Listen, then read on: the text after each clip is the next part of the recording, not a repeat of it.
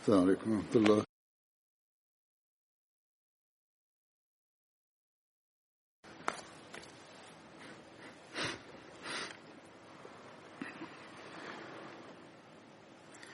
أشهد أن لا إله إلا الله وحده لا شريك له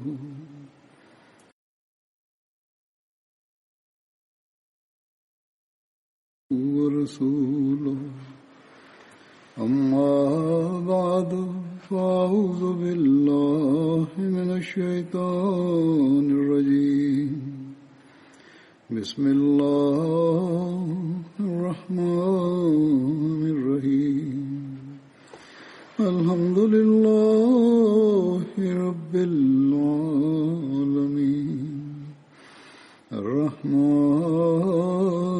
الرحيم مالك يوم الدين إياك نعبد وإياك نستعين اهدنا الصراط المستقيم صراط الذين أنعمت عليهم غير المغضوب عليهم ولا الضالين.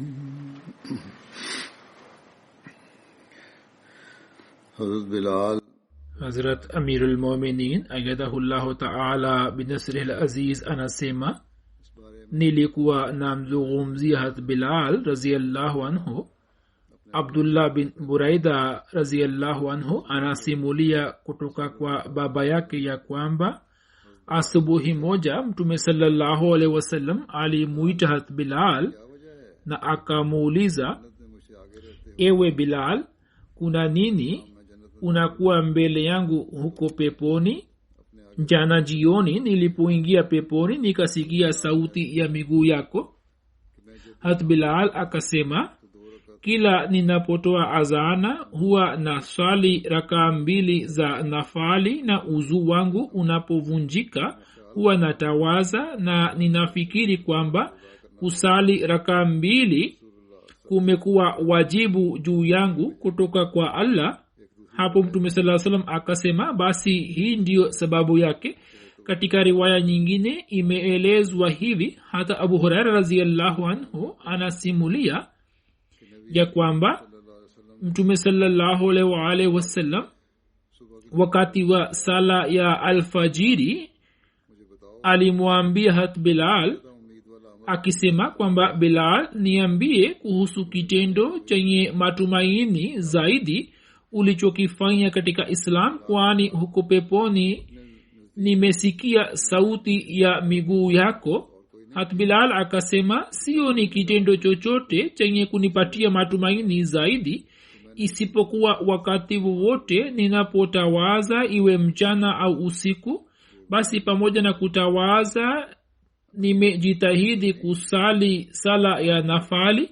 Hiyo ni riwaya ya Bukhari. Khalifa mtukufu anasema kwamba maana yake si ya kuwa katika daraja Bilal alikuwa amemzidi Mtume sallallahu alaihi wasallam, hapana, bali maana yake ni kwamba kutokana na utakaso na ibada yake ya kujificha ficha, Mwenyezi Mungu alikuwa amemjalia daraja ya kuwa pamoja na Mtume sallallahu alaihi wasallam huko peponi, kama alivyokuwa pamoja na Mtume sallallahu alaihi wasallam katika dunia hii, kama ilivyokuwa imeelezwa katika riwaya iliyotangulia kwamba siku ya Idi Hazrat Bilal alikuwa anashika mkuki mkononi na alikuwa anatembea mbele ya Mtume sallallahu alaihi wasallam, kisha alikuwa anaukita mkuki ule upande wa kibla, na Mtume sallallahu alaihi wasallam katika eneo lile alikuwa akisalisha Idi.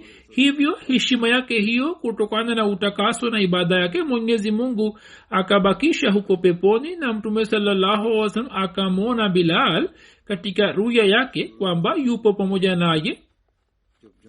Riwaya moja inasema kwamba Mtume sallallahu alaihi wasallam alisema, nilipopelekwa peponi wakati wa usiku nikasikia sauti ya miguu, nikasema, ewe Jibraili, sauti hii inatoka wapi? Jibraili akasema huyu ni Bilal.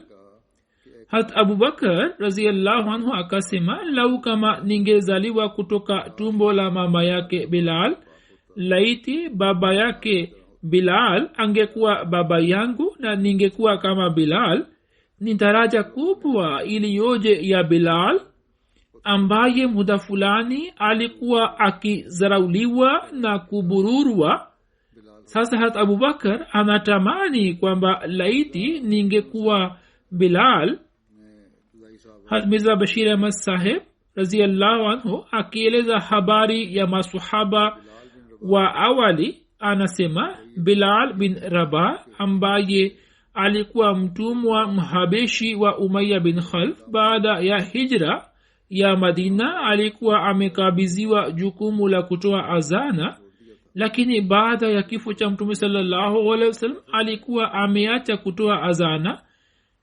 Lakini katika zama za ukhalifa wa Hazrat Umar, Syria ilipotekwa, ushindi wa Syria ulipopatikana, siku moja kwa sababu ya kupata ushawishi wa Hazrat Umar, Bilal akatoa azana. Hapo wote wakakumbuka zama ya Mtume sallallahu alaihi wasallam. Ye mwenyewe na Hazrat Umar na masahaba wote wengine waliokuwepo kule wakalia machozi hadi wakashikwa na kwikwi. Hazrat Umar alikuwa akimpenda sana Hazrat Bilal. Bilal alipofariki dunia, Hazrat Umar akasema leo kiongozi wa Waislamu amefariki dunia, na hiyo ilikuwa kauli ya mfalme wa wakati ule iliyokuwa kuhusu mtumwa mhabishi. Safari moja Hazrat Khalifatul Masih wa pili radhiyallahu anhu akiwa hutubia kina mama wa jumuiya akasema kwamba aya ya Qur'ani tukufu isemayo almalu walbanuna zinatul hayati dunya walbaqiyatu salihatu khairun inda rabbika sawaban wa khairun amala. Almalu walbanuna zinatul hayati dunya walbaqiyatu salihatu khairun inda rabbika sawaban wa khairun amala. Khalifa mtukufu wa pili akaisoma aya hiyo na kisha akieleza maelezo yake, na kwa kuelezea habari za Hazrat Bilal akasema kwamba vitu vitakavyobaki ni albaqiyatu salihat, kazi mtakayoifanya kwa ajili ya Mungu itabaki milele. Akasema kwamba leo vizazi vya Abu Huraira wako wapi? Nyumba ziko wapi?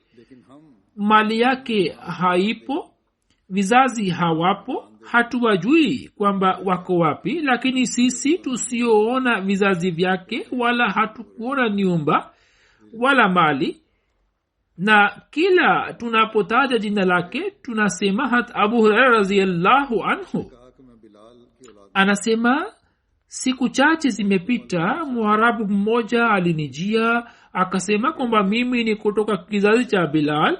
Sasa sijui kama alikuwa mkweli kwenye kauli yake au alikuwa mwongo, lakini wakati ule moyo wangu ukatamani kwamba nimkumbatie kwa upendo, kwa kuwa yeye alikuwa kutoka kizazi cha mtu ambaye alikuwa ametoa azana katika msikiti wa Muhammad sallallahu alaihi wasallam. Leo wako wapi watoto wa Bilal? Hatuwajui, wapo au hawapo, na ikiwa wapo sasa wako wapi? Nyumba zake ziko wapi? Wala hatuoni mali yake iko wapi.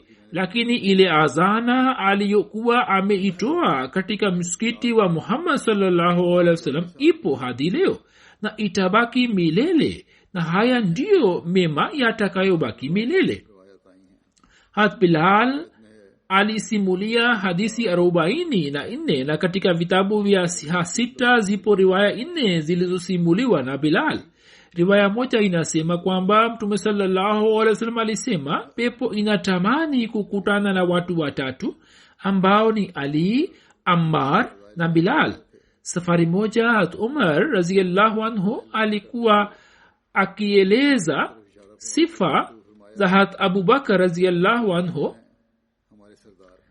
na akieleza sifa za Hazrat Abu Bakar akaashiria upande wa Hazrat Bilal na akasema kwamba huyu Bilal ni kiongozi wetu na ni wema mmoja kati ya mema ya Hazrat Abubakar radhiyallahu anhu, kwani Hazrat Abubakar radhiyallahu anhu kwa kumnunua alikuwa amemwachisha Bilal kutoka hali ya utumwa wake.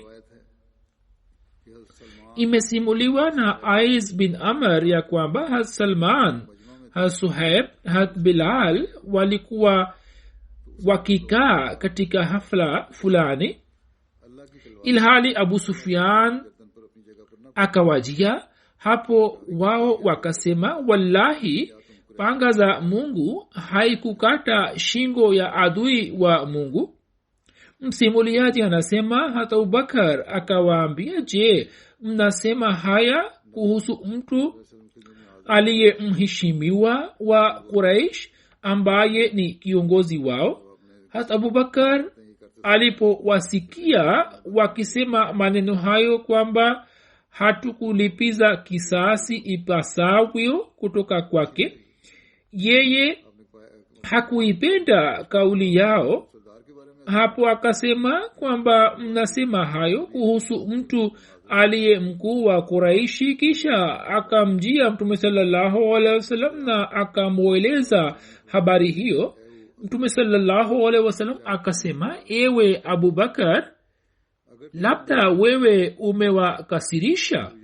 Ikiwa umewachukiza, basi kwa yakini umemchukiza Mola wako.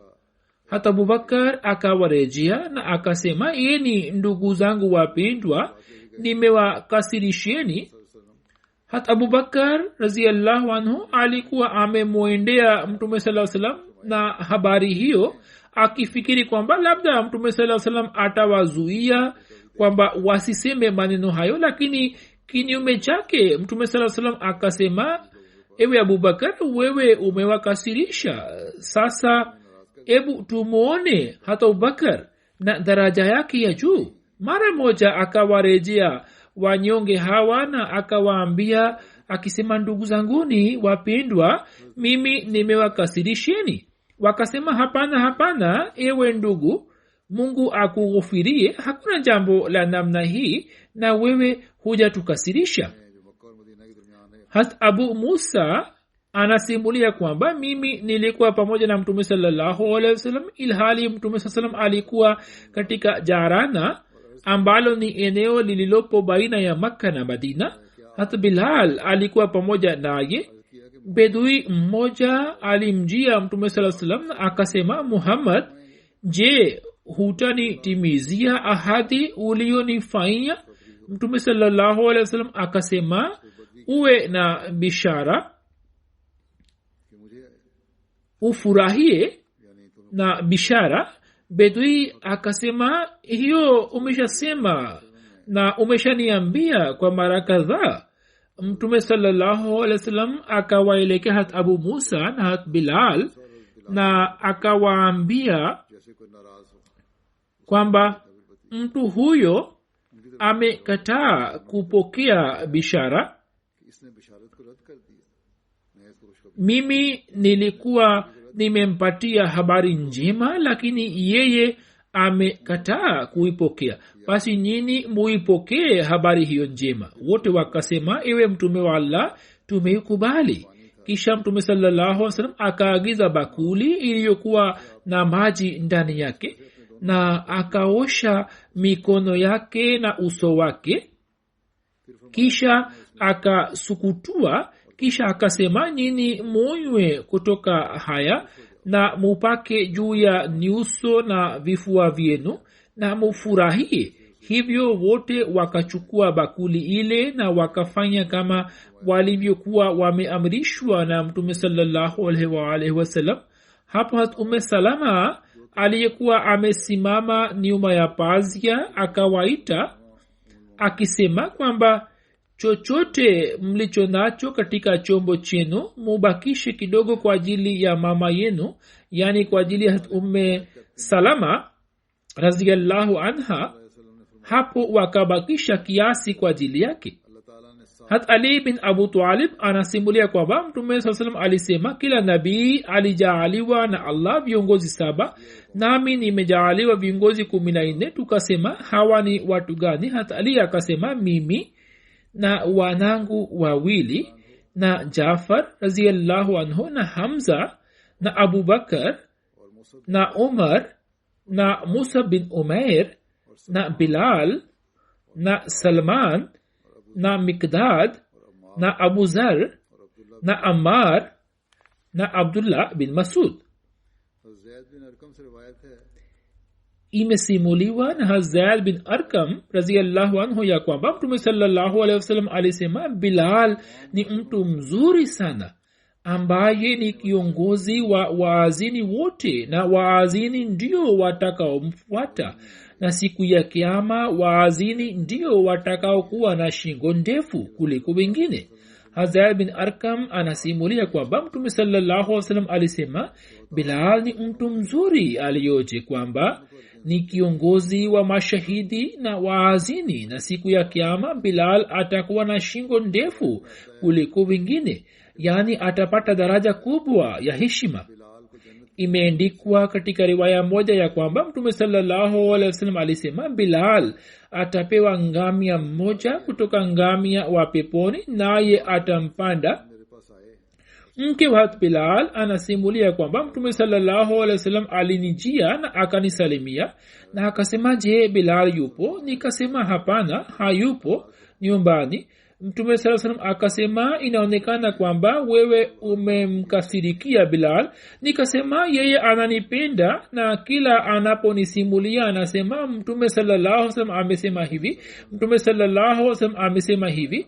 Bilal Mtume sasa akasema kwamba Bilal akikwambia jambo lolote kutoka kwangu na akisema kwamba mimi nimelisema, ujue kwamba jambo hilo litakuwa la kweli na Bilal hatasema uongo.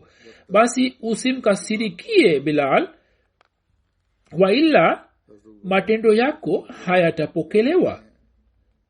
Hata Abu Hurairah radhiyallahu anhu anasimulia ya kwamba Mtume sallallahu alaihi wasallam alisema mfano wa Bilal ni kama nyuki ambaye ananyonya kutoka matunda matamu na kutoka mitishamba machungu, lakini asali inayotoka inakuwa tamu sana. Mke wa Bilal anasimulia ya kwamba Bilal alipokuwa akilala kitandani alikuwa akisoma dua hii kwamba Allahumma tajawaz an sayyiati wahzurni bi'alati, ewe Allah unisamehe maovu yangu na makosa yangu na usitiri makosa yangu. Hat Bilal radhiyallahu anhu anasimulia ya kwamba Mtume sallallahu alaihi wasallam aliniambia kwamba ewe Bilal ufe katika umaskini wala usife katika utajiri. Nikasema kwamba kivipi nife katika umaskini na nisife katika utajiri? Sijaelewa hilo. Hapo Mtume sallallahu alaihi wasallam akasema kwamba riziki utakayopata usiitunze, na mtu akiomba kitu fulani usimkatae. Nikasema kwamba ikiwa nikishindwa kufanya hivi itakuwaje? Mtume sasa akasema kwamba lazima ufanye hivi, waila makao yako yatakuwa moto. Yani usimkaribie aombaye wala usikusanye fedha, na usiendelee kukusanya fedha tu na usitumie, bali kuitumia katika njia ya Allah pia ni jambo la lazima. Hat Bilal radhiyallahu anhu na mwaka 20 wa hijria alifariki dunia katika zama za ukhalifa wa Umar akiwa mjini Dimashq nchini Syria. Wengine wanasema kwamba akafariki katika Halb, na wakati wa kifo chake umri wake ulikuwa zaidi ya miaka 60. Wapo wasemao kwamba Bilal alifariki katika mwaka wa 18 na wa hijria, na mazishi yake yakafanywa katika uwanja wa makaburi wa Dimashq karibu na Babu Saghir. Hazrat Khalifatul Masih wa pili radhiyallahu anhu akieleza daraja na cheo cha Hazrat Bilal anasema, Huzur anasema kwamba kwa kuwa kuhusiana na hilo nimeshaeleza hapo kabla, lakini kwa sababu ya ufululizo wa mada yenyewe inawezekana kwamba nieleze baadhi ya mambo ambayo nimeshaeleza hapo kabla. Khalifa wa pili anasema Bilal alikuwa Mhabeshi, alikuwa hajui Kiarabu, na alipokuwa anaongea Kiarabu alikuwa akikosea. Kwa mfano, watu wa Uhabeshi badala ya kutamka shin walikuwa wakitamka sin. Hivyo Bilal alipokuwa akitoa azana badala ya kusema ashhadu alikuwa akisema ashhadu. Hapo Waarabu walikuwa wakimcheka, kwani walikuwa wanajivunia kwa utaifa wake, ijapokuwa wenyewe walikuwa hawezi kutamka baadhi ya maneno ya lugha zingine. Kwa mathalan, Waarabu hawezi kusema roti bali wanasema roti, na badala ya kutamka te wanatamka te, na hawezi kusema churi bali wanasema juri. Akasema kama ambavyo watu wasiokuwa Waarabu hawezi kutamka baadhi ya maneno ya lugha ya Kiarabu, vivyo hivyo Waarabu pia wanashindwa kutamka baadhi ya maneno. Lakini kutokana na kujipendelea kwao hawafikiri hivi ya kwamba hata sisi pia hatuwezi kunena baadhi ya maneno kama yalivyo ya lugha zingine. Mtume sallallahu alaihi wasallam alipowaona watu wakimcheka Bilal juu ya kusema kwake ashadu, akasema nyinyi mnamcheka Bilal, ilhali anapotoa azana Mwenyezi Mungu anafurahia anaposikia azana yake. Bilal alikuwa Mhabeshi, na katika zama zile Wahabeshi walikuwa wakifanywa kuwa watumwa, bali hata katika karne zilizopita wakafanywa kuwa watumwa, bali hadi leo wanaendelea kufanywa kuwa watumwa. Lakini Mtume sallallahu alaihi wasallam hakuwa miongoni mwa watu hawa ambao wanawazarau watu wasiokuwa wa taifa lao, na kwa ajili yake mataifa yote yalikuwa na usawa na yalikuwa viumbe wa Allah. Alikuwa akiwapenda Wayunani na Wahabeshi kama alivyokuwa akiwapenda Waarabu. Alikuwa hatofautishi baina yao, na jinsi alivyokuwa akiwapenda Waarabu alikuwa akiwapenda Waafrika. Na haya ndiyo mapenzi yale ambayo yalikuwa yamezalisha upendo wake mioyoni mwa watu hawa wa mataifa mageni, ambao wengi wa Waarabu walikuwa hawauelewi. Na kutokana na upendo huo aliokuwa nao kwa watu hawa walikuwa wanampenda sana, na walikuwa wamejimaliza katika mapenzi yake, mapenzi ambayo watu wasiokuwa na busara na uelewa wake, watu wasiojua siri na athari za mapenzi, walikuwa hawaelewi kwamba kuna nini kinachoendelea kutokea. Mtume sallallahu alaihi wasallam alizaliwa mjini Makka, kisha alikuwa amezaliwa katika taifa la Uarabuni, na alikuwa amezaliwa katika kabila la Quraish ambalo lilikuwa lina yazarau makabila mengine ya Uarabuni, na lilikuwa kabila bora kuliko makabila yote. Alikuwa na uhusiano gani na Wahabeshi? Ikiwa mtume angependa kaumu au kabila fulani, basi angependa Banu Hashim, na ikiwa kuna watu ambao wangempenda mtume sallallahu alaihi wasallam, basi Quraishi wangempenda au watu wa Uarabuni wangempenda, kwani yeye alikuwa mmoja wao na alikuwa mwananchi wao. Mataifa ya kigeni yangewezaje kumpenda? Mataifa ya kigeni ambayo majeshi yake yalikuwa yameangamiza, mataifa ambayo utawala wao wa kikabila ulikuwa umemalizwa na utawala wa Islam, yangewezaje kumpenda? Mataifa ya kigeni ambayo vita ilipopiganwa nayo yakashindwa na yakaisha kabisa na utawala wao ukamalizika, yaliwezaje kumpenda Mtume sallallahu alaihi wasallam? Lakini pamoja na hayo yote yakashikwa na mapenzi yake, na mapenzi yake yakapenya mioyoni mwao. Kabla hatujaeleza matukio ya mapenzi haya, tunaangalia na kukagua upendo ule wa kaumu ya Isa alayhi salam ambao watu wake waliokuwa nao. hat isa alipokamatwa na mfuasi wake makhsus Peter ambaye baada yake alikuwa amemteua kuwa khalifa wake, akaulizwa na polisi kwamba kwa nini unakuja nyuma yake na unamfuata, inaonekana kwamba wewe u pamoja naye. Hapo mara moja Peter akawajibu, mimi si mfuasi wake, yani akaogopa kutoka kwao na akasema kwamba mimi namlaani yeye akamkataa, na pamoja na kumkataa akamlaani vile vile. Hakuna shaka ndani yake kwamba wafuasi wa Masihi walikuwa wakimpinda Masihi. Hata Peter pia katika siku za baadaye akanyongwa mjini Roma, naye kwa ujasiri mkubwa akakubali kufa, wala hakumkataa Isa alayhisalam. Lakini Hazrat Isa alayhisalam alipopandishwa msalabani, imani ya Peter haikuwa imara, na wakati ule alikuwa ameogopa kwamba asije akapigwa, lakini baadaye akakubali kufa msalabani kwa furaha zote. Kwa vyote vile, hii ndiyo hali ya upendo ambao watu wa Masihi walikuwa nao.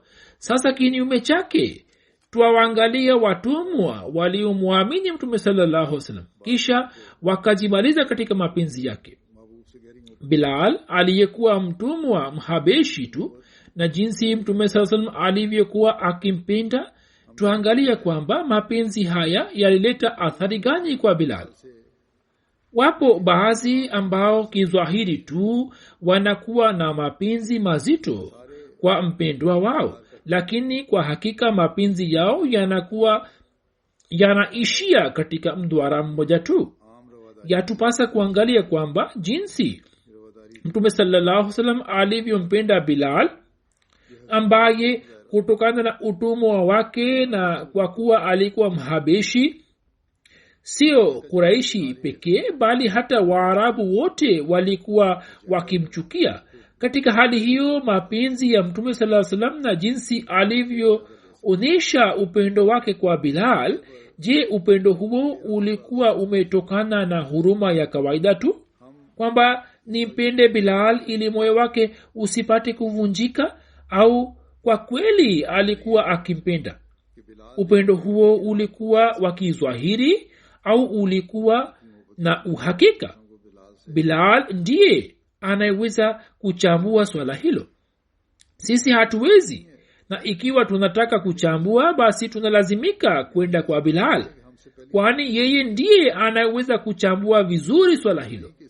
Zaidi ya karne 13 zimepita juu ya tukio hilo. Kivipi tunaweza kujua swala hilo? Hivyo tuangalie kwamba Bilal alielewa nini kutoka mapenzi yake.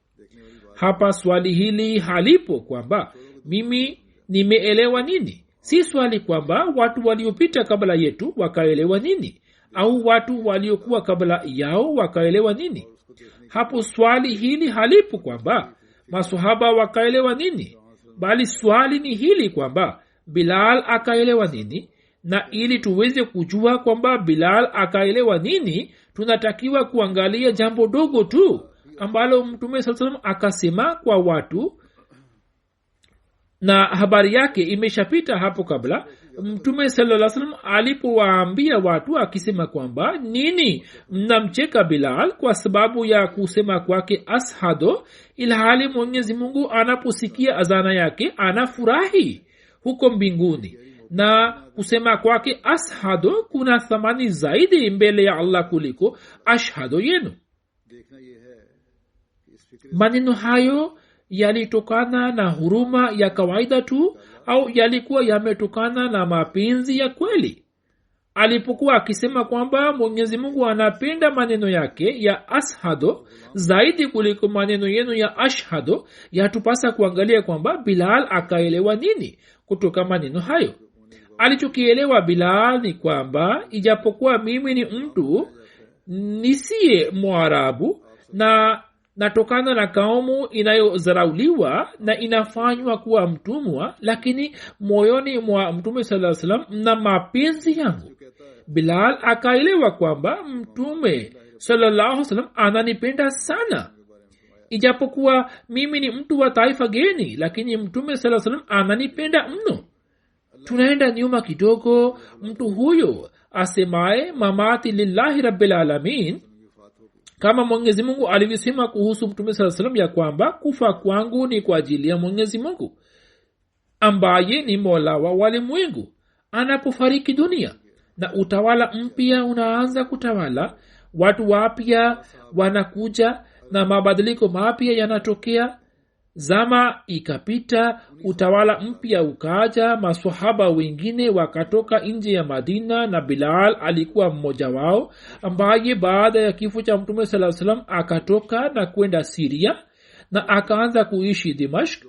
Siku moja watu wakakutana kwa pamoja, hat Bilal pia alikuwepo kule, nao wakasema kwamba katika zama za Mtume sallallahu alaihi wasallam Bilal alikuwa akitoa azana, tunapenda Bilal atoe azana. Nao wakamwomba Bilal wakisema kwamba tafadhali utoe azana. hat Bilal akakataa akisema kwamba siwezi kutoa azana. Bilal akasema baada ya Mtume sallallahu alaihi wasallam sitatoa azana, kwani kila ninaponuia kutoa azana zama za Mtume sallallahu alaihi wasallam zinakuja mbele ya macho yangu na mimi nashikwa na hisia za ajabu, hivyo siwezi kutoa azana na siwezi kuvumilia uchungu huo. Katika siku hizi hat Umar pia alikuwepo Dimashq, alikuwa ameitembelea Dimashq. Watu wakamwomba hat Umar ili amwambie Bilal kwamba atoe azan. Tunao watu waliomwona Mtume sallallahu alaihi wasallam na masikio yetu yanatamani kusikia azana ya Bilal. Tunafikiri kuhusu zama zile za Mtume sallallahu alaihi wasallam na tunafikiri kuhusu azana ya Bilal, hivyo tunapenda tusikilize azana ya Bilal kwa mara ya tena ili tukumbuke zama zile. Na tunao watu wasiopata zama za Mtume sallallahu alaihi wasallam isipokuwa wamesikiliza tu kuhusu zama zile, hivyo mioyo yao pia yanatamani kusikiliza azana ya mtu huyu ambaye Mtume sallallahu alaihi wasallam alikuwa akisikiliza azana yake na alikuwa anaipenda.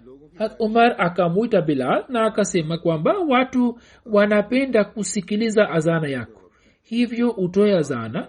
Bilal akasema, ewe khalifa wa zama, kama unaniamuru basi natoa azana, lakini moyo wangu hautaweza kuvumilia. hat Bilal akasimama na akaanza kutoa azana kwa sauti ya juu kama alivyokuwa akitoa katika zama za Mtume sallallahu alaihi wasallam. Maswahaba waliokuwa wakazi wa Uarabuni waliposikia azana wakaanza kulia machozi hadi baadhi yao wakapiga mayowe. hat Bilal akaendelea kusoma azana na wasikilizaji kwa kukumbuka zama za Mtume sallallahu alaihi wasallam wakaendelea kulia. Sasa Bilal ambaye alikuwa mhabeshi na Waarabu walikuwa wamemtumia kwa ajili ya huduma mbalimbali, ambaye hakuwa na uhusiano wowote wa kidamu pamoja na Waarabu. Hebu tuangalie kwamba moyo wake ukapata athari gani. Waarabu walikuwa watu wa zama za Mtume sallallahu alaihi wasallam wakapata athari, na kwa kumkumbuka Mtume sallallahu alaihi wasallam na zama zake wakaanza kulia machozi, na wengine wasiokuwa wamemwona Mtume sallallahu alaihi wasallam pia wakakumbuka mambo mbalimbali na wakashikwa na hisia. Lakini hat Bilal ambaye hakuwa Mwarabu na alikuwa mtumwa, athari gani akaipata yeye? Watu wanasema kwamba hat Bilal alipomaliza azana akazimia na baada ya dakika chache akafariki dunia. Huu ndio ushahidi wa kaumu za kigeni uliohusu madai ya Mtume sallallahu alaihi wasallam ya kwamba Waarabu na wasi Waarabu ni sawa kwangu. Huo ni ushahidi mkubwa unaothibitisha ukweli wa madai ya Mtume sallallahu alaihi wasallam aliposema kwamba Waarabu na wasi Waarabu wote ni sawa kwangu. Huo ni ushahidi wa kaumu za nje ambao wakasikia sauti yake iliyojaa mapenzi na athari yake iliyojaa mapenzi na athari yake walioipata ikawafanya wawe na imani kwamba hata kaumu yao haiwezi kuwapenda jinsi mtume sallallahu alaihi wasallam anavyowapenda. Huyo ndiye kiongozi wetu Sayyidina Bilal ambaye akaonyesha mifano ya mapenzi ya mtume sallallahu alaihi wasallam na jinsi alivyotangaza tauhidi ya Allah. Bila shaka akatuachia mifano ambayo ni mifano mitakatifu kwa ajili yetu, na kisha jinsi mtume sallallahu alaihi wasallam alivyompenda mtumishi wake huyo hata mifano yake haipatikani duniani. Na hiki ni kitu kinachoweza kuzalisha mapenzi katika dunia hii, na ni kitu ambacho kinaweza kuzalisha udugu na kinaweza kuvunja minyororo ya utumwa. Basi ikiwa tunataka kupata wokovu, basi yatupasa kuiga mifano hii ya kutangaza tauhidi na kuwa na mapenzi ya mtume sallallahu alaihi wasallam. Mungu atujalie. Kumbukumbu ya Bilal zimekwisha leo. Hazur anasema kwamba muda huu nitawazungumzia baadhi ya marehemu na kusalisha sala ya jeneza. Marehemu wa kwanza ni Maulana Twalib Yakub Sahib, mwana wa mheshimiwa Tayyib Yakub Sahib, mbashiri wa jumuiya nchini Trinidad, ambaye tarehe 8 Septemba akiwa na umri wa miaka 63 akafariki dunia. Inna lillahi wa inna ilaihi rajiun. Marehemu tangu utotoni alikuwa akipenda dini. Alikuwa mkazi wa Trinidad na tangu utotoni alikuwa na shauku ya kusali sala 5 na kusoma Qurani tukufu na vitabu vya Islam. Baada ya kumaliza masomo yake ya awali akapata ajira katika idara ya British Insurance, lakini pale alipomaliza O-level tarehe 13 Januari mwaka 1979 akajitolea maisha yake wakfu na akapata nafasi ya kusoma katika Jamia Ahmadiyya, ambapo mwaka 1989 akapata shahada ya shahid. Mwaka 1987 akamwoa Bi Shahida Sajida Shaheen Sahiba, binti wa Mirza Munawar Ahmad Sahib Darwish na naib nazir ala wa zamani wa Qadian. Mke wake ni mjukuu wa Bhai Mirza Barkat Ali Sahib aliyekuwa sahaba wa Masihi Maud al-Islam. Baada ya kumaliza masomo ya jamia, marehemu akapelekwa nchini Afrika. Marehemu akapelekwa nchini Jazair Afrika, ambapo kuanzia mwaka 1989 hadi 1992 akaitumikia jumuiya takriban miaka 3. Kisha katika jamaat ya Guyana kuanzia 93 hadi 97 akaitumikia jamaat. Kisha akapelekwa nchini Ghana katika mkoa wa Horidoa na Kumasi, ambapo kuanzia 97 hadi 2004 akaweza kuihudumia jamaat. Nchini Ghana akaugua vibaya, na pale alipopona akateuliwa kuwa mbashiri wa Trinidad, ambapo katika tawi la Freeport akaendelea kuitumikia jamaat hadi pumzi zake za mwisho. Pamoja na kuitumikia jumuiya katika nchi mbalimbali za dunia, akaendelea kuwanufaisha watu kwa elimu na uzoefu wake. Alikuwa na uhusiano wa karibu na kila mwanajumuiya katika matawi yote. Alipofanya kazi, wanajumuiya walikuwa wanampenda sana, na marehemu pia alikuwa anawapenda.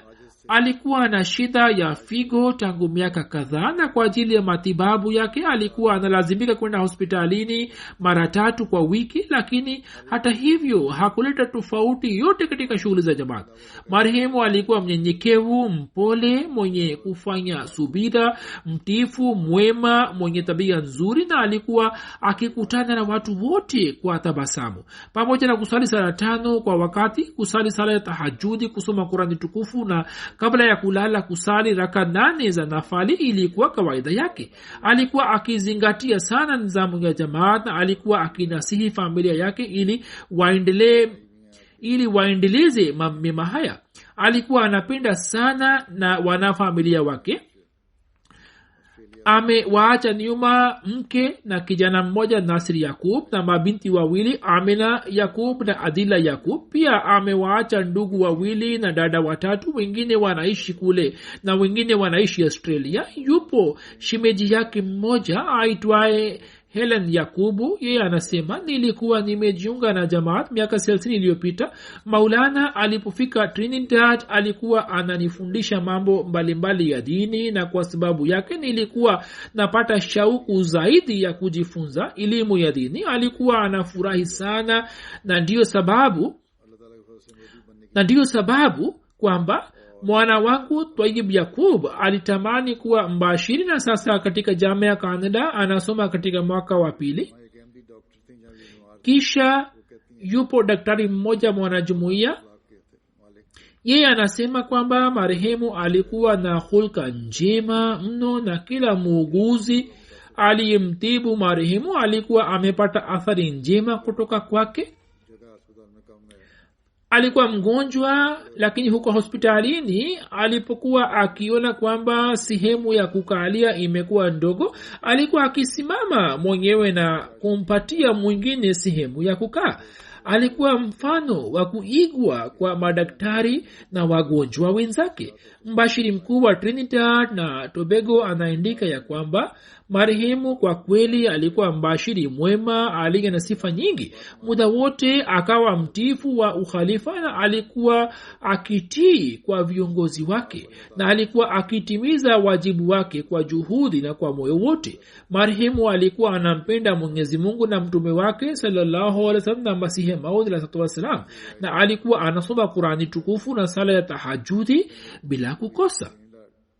Yupo bwana Qasid Wadait Sahib ambaye ni mbashiri wa Trinidad. Anasema kwamba nilipoteuliwa kuwa mbashiri wa Trinidad, wakati ule afya ya Maulana haikuwa nzuri. Anasema nilikuwa nimefika tu, na muda si muda Maulana akaja kukutana nami akisafiri safari ya dakika 50 pamoja na mke na mwana wake, na akanihurumia sana. Kisha kila baada ya siku 3 alikuwa akinipigia simu au kutuma ujumbe, na alikuwa akiniuliza kuhusu hali yangu, na alikuwa akininasihi nasaha mbalimbali. Marehemu alikuwa anawapenda wote, wakubwa kwa wadogo, na muda wote alikuwa akiwanasihi kwamba muwe na mahusiano mazuri na ukhalifa, na alikuwa akisema kwamba muendelee kumuindikia khalifa mtukufu barua za maombi. Binti yake pia ameandika kwamba alikuwa anatunasihi ya kuwa kabla ya mitihani na kabla ya shughuli zote tuendike barua kwa Khalifatul Masih. Yupo mwanajumuiya mmoja bwana Munir Ibrahim anasema, tulipokuwa tukienda sehemu fulani kwa ajili ya mahubiri, Maulana alikuwa anakuja pamoja nasi, na alikuwa anatugawia maeneo kwamba akisema kwamba wewe nenda upande wa kaskazini na mimi naenda upande wa kusini, ili tuweze kuwafikishia watu wengi ujumbe wa jamaat. Na muda wote alikuwa anatabasamu, na wote waliofanya kazi pamoja naye wameandika kwamba marehemu muda wote alikuwa anatabasamu usoni mwake, na ikiwa mtu fulani alikuwa akifanya kazi ndogo tu kwa ajili ya maendeleo ya jamaat, alikuwa anafurahi sana na alikuwa anampa moyo. Marehemu alikuwa anapenda suluhu, na alikuwa akisema kwamba sote ni ndugu, sisi ni wanajumuiya, hivyo tuwe tunapendana. Mimi pia nimemwona muda wote alikuwa akitabasamu, na alikuwa na uhusiano wa karibu na ukhalifa, na kama nisemavyo kwamba watoto wake pia wanasema ya kuwa alikuwa akitunasihi kwamba tuwe na uhusiano wa karibu na ukhalifa na tuendelee kumuindikia khalifa mtukufu barua za maombi. Yupo mwanajumuiya mmoja mpya bwana Naresh Sahib anasema, mimi nilikuwa natembelea misikiti mbalimbali ya Wasuni ili niweze kutafuta Islam ya kweli, ndipo nikakutana na Maulana Sahib, na kutokana na mahubiri yake nikapata athari njema sana moyoni mwangu, na nikajaza bayati. marehemu akatimiza ahadi yake ya wakfu kwa moyo wote na muda wote alikuwa akisema kwamba sehemu yote ambapo khalifa mtukufu atanituma nitafanya kazi ya jamaat, hata kama atasema kwamba ni baki Pakistan na akisema kwamba huwezi kwenda katika nchi yako, hata hivyo nipo tayari kwa ajili yake. Kisha akajifunza lugha ya Kipunjabi akisema kwamba kama nikipelekwa huko Pakistan labda lugha hii ya Kipunjabi nitaihitaji. hivyo akaendelea kujifunza lugha ya Kipunjabi. Mwenyezi Mungu amghfirige na amrehemu na amnyanyue katika daraja na awalinde watoto na familia yake na wajalie waweze kuendeleza mema yake. Jeneza ya pili ni ya bwana muhandisi Iftikhar Ali Quraishi sahib ambaye alikuwa wakilul mal salis wa zamani na pia alikuwa naib sadr majlis tahrik jadid. Mwenyezi Mungu alimjalia umri mrefu na tarehe 3 Juni akiwa na umri wa miaka 99 alifariki dunia. Inna lillahi wa inna ilaihi rajiun. Jina la baba yake lilikuwa Mumtaz Ali Quraishi ambaye alikuwa daktari wa mifugo. Iftikhar Ali sahib alizaliwa katika Meerut nchini India na akapata masomo yake ya sekondari na masomo mengine kutoka Meerut. Kisha akapata nafasi ya kusoma katika chuo na mwaka 1944 akafanya graduation. Aliweza kujiunga na jamaat katika zama za masomo. Wakati ule baba yake hakuwa mwanajumuiya isipokuwa Iftikhar Quraishi sahib. Akasoma vitabu vya Sayyidina Ahmad sallam na baada ya kufanya uchunguzi akakubali jumuiya na ujumbe wa jamaat ukamfikia kwa kumpitia uncle wake Iftikhar Quraishi sahib. Alikuwa anaishi kwa baba mkubwa. Iftikhar Quraishi sahib alikuwa anaishi kwa baba mkubwa Turab Ali sahib. Turab Ali sahib pia hakuwa mwanajumuiya, lakini Iftikhar Ali sahib kwa kupitia baadhi ya ndugu zake wa familia ambao walikuwa wanamjia kwa baba yake mkubwa akapata habari ya jumuiya. Pia alikuwa anapata vipeperushi mbalimbali vilivyokuwa vikipigwa chapa na Jamaat Delhi. Iftikhar Ali sahib alikuwa akisoma vipeperushi hivi katika safari yake na kisha alikuwa akienda kumpatia baba yake. Marehemu alipopata nafasi ya kusoma katika Thompson College, uncle wake bwana Mukhtar Quraishi akaanza kumuindikia barua za mahubiri. Marehemu pia alikuwa akimjibu.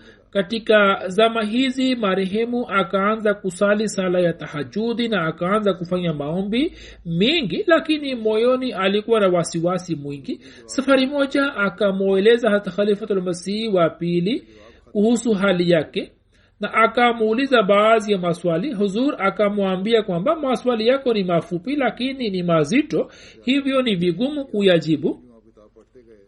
Basi usome kitabu changu fulani. Marehemu akapata kile kitabu kutoka kwa uncle wake na akaanza kukisoma na akapata majibu yote. Hivyo Novemba 1941 kwa kupitia barua akafanya bayati. Mwaka 1942 akaja Qadian akashiriki katika jalsa salana na akafanya bayati juu ya mkono wa khalifa wa pili radhiyallahu anhu, na kisha kila mwaka alikuwa akija katika jalsa salana ya Qadian na alikuwa anapata nafasi ya kukutana na Khalifatul Masih wa pili radhiyallahu anhu na alikuwa anamuuliza maswali mbalimbali na alikuwa anapata majibu yake kutoka kwa Khalifatul Masih wa pili radhiyallahu anhu.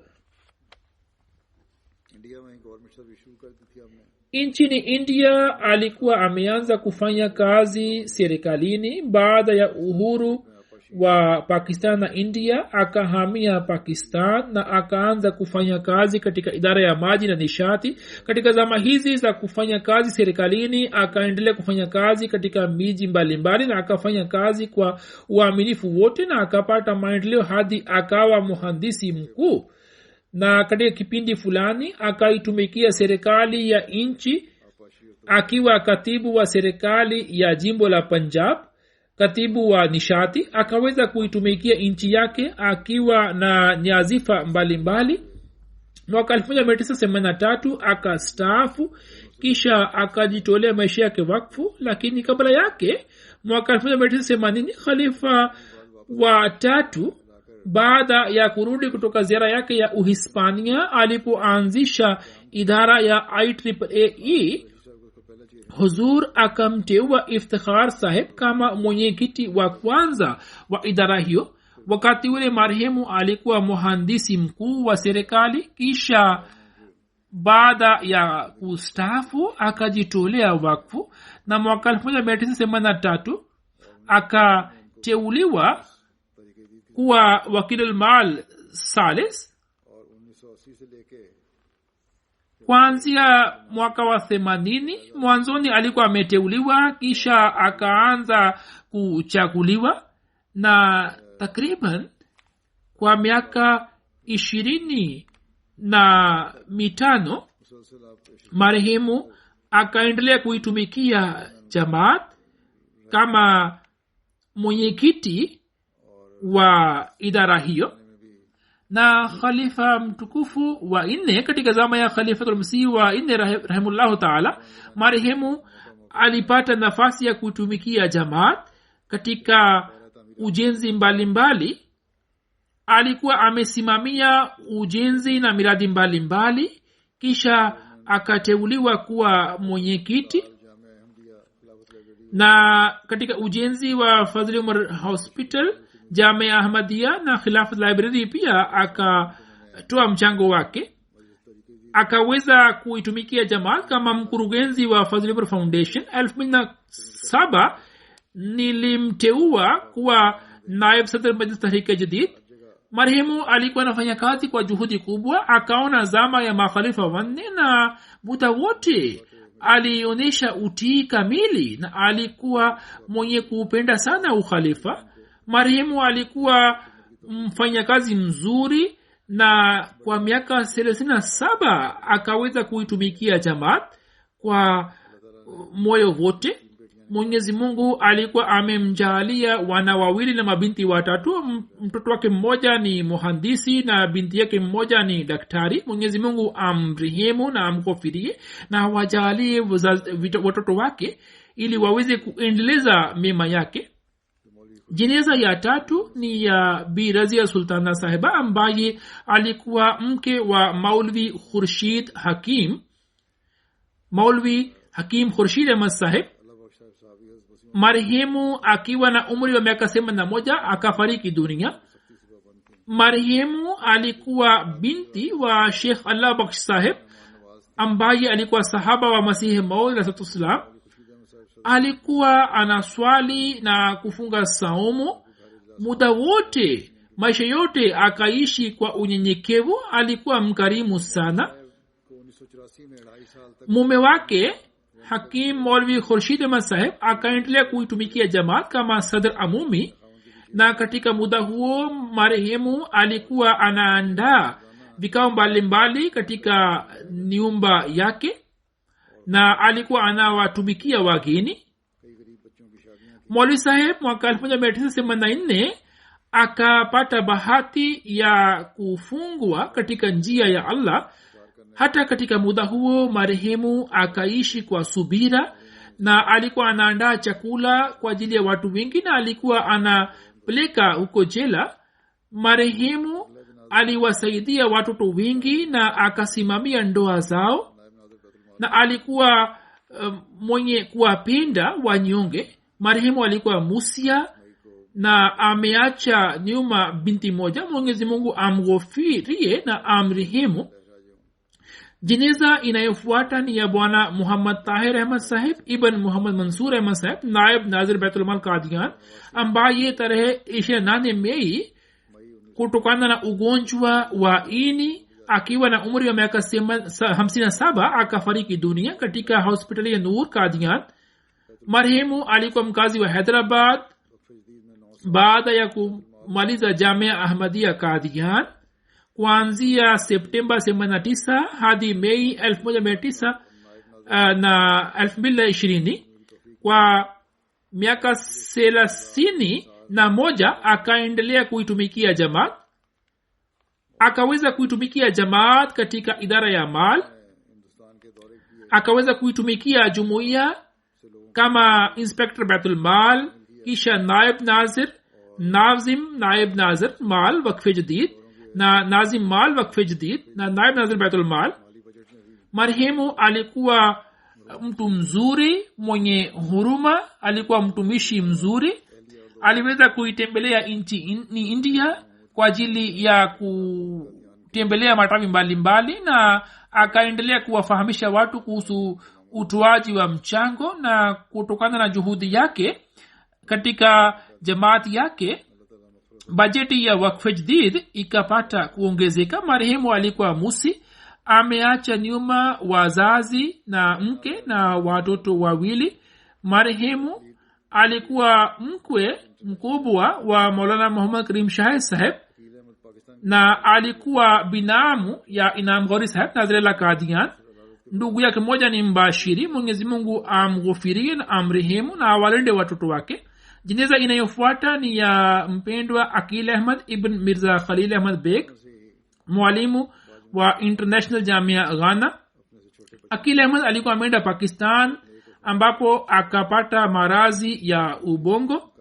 Baada ya kuugua kwa muda mfupi akiwa na umri wa miaka 13 akafariki dunia. Inna lillahi wa inna ilaihi rajiun. Marehemu tangu utotoni alikuwa na swali na alikuwa anawapenda watoto wenzake. Alikuwa mwema sana na mtiifu. Aliweza kuhifadhi juzu 6 kutoka Madrasatul Hifz Ghana. Amewaacha nyuma wazazi na dada wawili, Adila na Shakila, ambao ni wakfe nao. Baba yake Mirza Khalil Ahmad Beg ni mwalimu wa International Jamia Hamdia Ghana. Mwalimu mmoja aitwaye Nasir Ahmad anasema kwamba Akil Ahmad alikuwa mtoto mzuri sana. Muda wote alikuwa anatabasamu, alikuwa mtifu, alikuwa na swali sala kwa wakati, alikuwa anasoma Qur'ani tukufu na alikuwa amehifadhi Qur'ani tukufu baadhi ya juzu zake.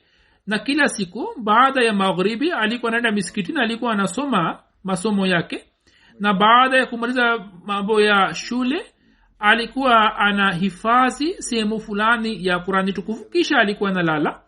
Alikuwa anasema kwamba nikikuwa nitakuwa mbashiri wa jumuiya, kisha nitaitumikia jamaat. Mwenyezi Mungu amnyanyue katika daraja na awajalie wazazi na ndugu zake waweze kuvumilia msiba huu. Huzur amesema kwamba siku hizi jeneza ya hazir inakuwa haipo. Watu wananiomba nisalishe sala ya jeneza. Sasa sala zote za jeneza haziwezi kusaliwa siku ya Ijumaa, kwani muda mwingi unahitajika kwa ajili yake. Hata kama nianze kusoma majina tu, muda mwingi unahitajika kwa ajili yake. Hivyo nasalisha baadhi ya jeneza, na kwa kuwa maombi yanakuja, hivyo niwaambieni kwamba ninaposalisha hapa huwa nawaingiza katika maombi. Mwenyezi Mungu awaghufirie na awarehemu, na wale walioniomba nisalishe sala ya jeneza Mwenyezi Mungu awajalike wawe na subira na awajali waweze kuendeleza mema ya wapendwa wao. Baada ya sala ya Ijumaa nitasalisha sala yao ya jeneza inshallah.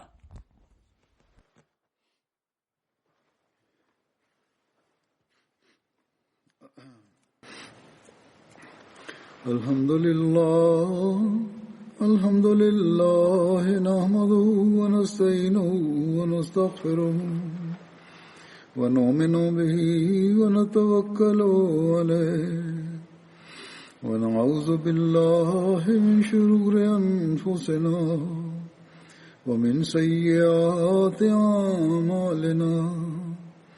Man yahdihillahu fala mudilla lahu ومن يضلل فلا هادي له ونشهد أن لا إله إلا الله ونشهد أن محمدا عبده ورسوله. عباد الله رحمكم الله إن الله يأمر بالعدل والإحسان وإيتاء ذي القربى وينهى عن الفحشاء والمنكر والبغي يعظكم لعلكم تذكرون اذكروا الله يذكركم وادعوه يستجب لكم ولذكر الله أكبر